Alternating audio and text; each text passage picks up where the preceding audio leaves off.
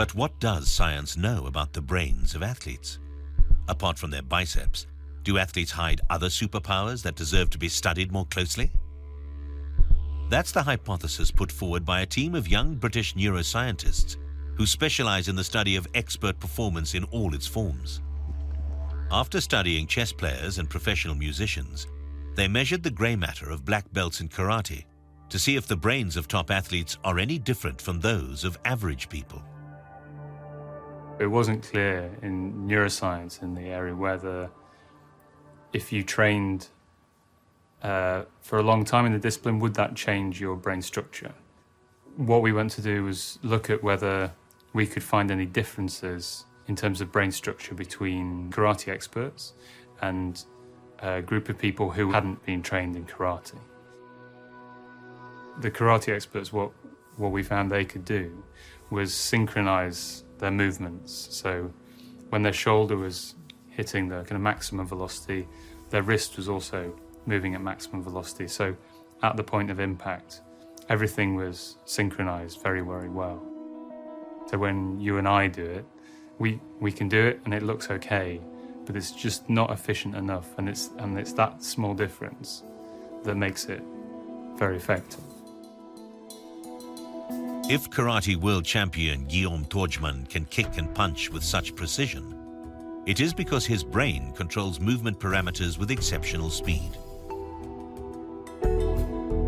To the point where it puts the laboratory's measuring devices at risk. When we started developing the experiments, we did want karate experts to do full arm punches and punches like this, multiple punches in a row. The first problem was that the equipment began to be damaged. It was quite obvious that the equipment wasn't going to last very long, so we built it and then it started moving quite a lot. So we had to make it kinder to the equipment. Once the equipment was secured, the team scanned the brains of the athletes to see if they showed any structural differences from those of the control group.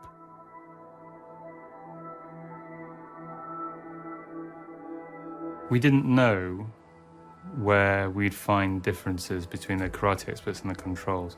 We had a group of regions which we thought we might find differences, so we picked areas, but then we didn't know what we were going to get. And we found these two specific areas that connect the cerebellum with the rest of the cortex. The cerebellum is very closely related to coordinating movements, making smooth movements, timing of movements. So it's it's a critical structure for motor control. The analysis of the athlete's cerebellum delivered astonishing results. Against all odds, the brain had not built new networks between the micro areas responsible for movement execution.